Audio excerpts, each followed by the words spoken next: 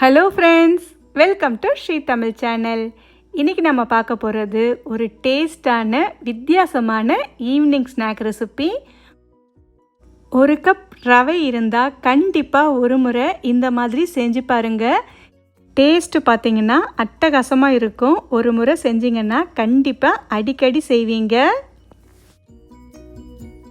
முதல்ல ஒரு பாத்திரத்தில் 2 கப் அளவுக்கு தண்ணி சேர்த்துக்கங்க. நீங்கள் எந்த கப்பால் ரவை அளக்குறீங்களோ அந்த கப்பில் 2 கப் அளவுக்கு தண்ணி. இப்போ இதில் கொஞ்சமாக உப்பு சேர்த்துக்கங்க. ஃப்ளேவருக்காக 2 பிரிஞ்சி இலை சேர்த்துக்கங்க. ஒரு 3 ஸ்பூன் அளவுக்கு சர்க்கரை சேர்த்துக்கங்க. இப்போ இந்த சர்க்கரை தண்ணியில் நல்லா கரைஞ்சி இந்த தண்ணி லேசாக கொதிக்க ஆரம்பிக்கட்டும். இப்போ பார்த்திங்கன்னா சர்க்கரையும் கரைஞ்சிருச்சு, தண்ணியும் கொதிக்க ஆரம்பிச்சிடுச்சு. இந்த சமயத்தில் நாம் சேர்த்த பிரிஞ்சி இலையை மட்டும் வெளியே எடுத்துடலாம். அடுத்து அடுப்பு நல்லா குறைச்சி வச்சுட்டு 1 கப் அளவுக்கு ரவை எடுத்துக்கங்க. வறுத்த ரவை, வறுக்காத ரவை, எந்த ரவை வேணால் சேர்த்துக்கலாம். இப்போ இந்த ரவையை சேர்த்து கட்டி இல்லாமல் நல்லா கலந்து விட்டுக்கங்க. அடுப்பு லோ ஃப்ளேம்லேயே இருக்கட்டும். கொஞ்ச நேரத்துலேயே பார்த்திங்கன்னா ரவை நல்லா கெட்டியாகி இந்த அளவுக்கு திரண்டு வரும். ரவையை திருப்பி விட்டு இன்னும் கூட கொஞ்சம் கெட்டியாகட்டும். இப்போ பார்த்திங்கன்னா ரவை நமக்கு ரெடி ஆகிடுச்சு. இந்த அளவுக்கு வந்ததும் நாம் ஸ்டவ்வை ஆஃப் பண்ணிடலாம். ஸ்டவ் ஆஃப் பண்ணிவிட்டு இது கொஞ்ச நேரம் கை பொறுக்கிற அளவுக்கு சூடு வர வரைக்கும் ஆற விடுங்க. இது அப்படியே இருக்கட்டும். அடுத்து ஒரு சின்ன பேனில் ஒரு 1/4 கப் அளவுக்கு பொடிச்ச வெல்லம் சேர்த்துக்கங்க.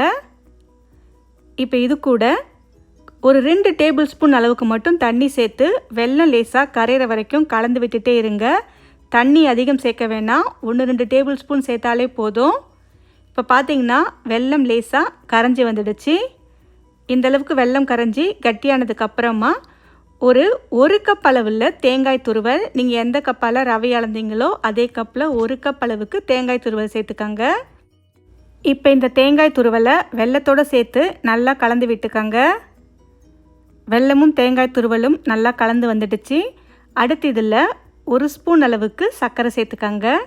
கூடவே கொஞ்சமாக ஏலக்காய் தூள் சேர்த்து ஒரே ஒரு முறை எல்லாமே சேர்ந்து வர மாதிரி கலந்து விட்டு நாம் ஸ்டவ்வை ஆஃப் பண்ணிடலாம். அவ்வளவுதான், இது அப்படியே இருக்கட்டும்.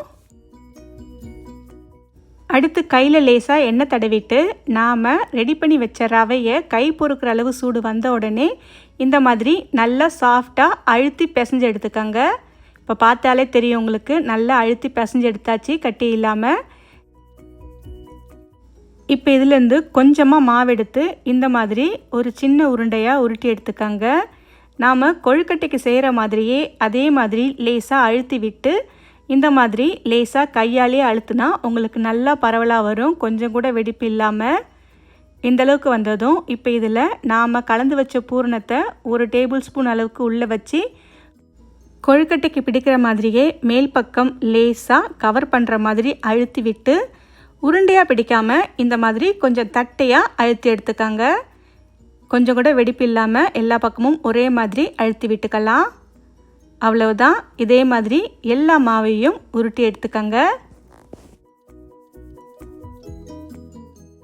அடுத்து பேனில் எண்ணெய் நல்லா சூடானதும் நாம் தட்டி வச்சதை பேனோட சைஸுக்கு ஏற்ற மாதிரி பேட்சாக சேர்த்துக்கங்க. சேர்த்ததுக்கப்புறம் அடுப்பை மீடியம் ஃப்ளேமில் வச்சு வேக விடுங்க. ரொம்ப லோ ஃப்ளேமில் இருந்துச்சுன்னா எண்ணெய் சதன்னு குடிக்க ஆரம்பிச்சிடும். ஹை ஃப்ளேமில் இருந்தாலும் சட்டுன்னு நிறம் மாறிடும், சரியாக வெந்து வராது. அடுப்பை மீடியம் ஃப்ளேமில் வச்சு 2 பக்கமும் திருப்பி விட்டு நல்லா சிவந்து பொரிஞ்சு வர வரைக்கும் நாம் இதை வேக வச்சுக்கலாம். கொஞ்ச நேரத்துலேயே பார்த்திங்கன்னா நல்லா இந்தளவுக்கு செவந்து வந்திருக்கும். உங்களுக்கு பார்க்கும்போதே தெரியும். இந்தளவுக்கு நல்லா செவந்து வந்ததும் இப்போ நாம் இதை ஒவ்வொன்றா வெளியே எடுத்துடலாம். இதே மாதிரி எல்லா மாவையும் சேர்த்து பொரிச்சு எடுத்துக்காங்க. அவ்வளவுதான் ஃப்ரெண்ட்ஸ், ரொம்ப டேஸ்டான ஒரு ஈவினிங் ஸ்நாக் ரெசிபி. கண்டிப்பாக இதை செஞ்சு கொடுத்தீங்கன்னா விரும்பி சாப்பிடுவாங்க எல்லாருமே. இந்த ரெசிப்பியை உங்கள் வீட்டில் ஒரு முறை ட்ரை பண்ணி பார்த்துட்டு எப்படி இருக்குன்னு சொல்லுங்கள். இந்த ரெசிபி உங்களுக்கு பிடிச்சிருந்தால் லைக் பண்ணுங்கள், ஷேர் பண்ணுங்கள். ஸ்ரீ தமிழ் சேனலுக்கு சப்ஸ்கிரைப் பண்ணுங்கள். தேங்க்ஸ் ஃபார் வாட்சிங்.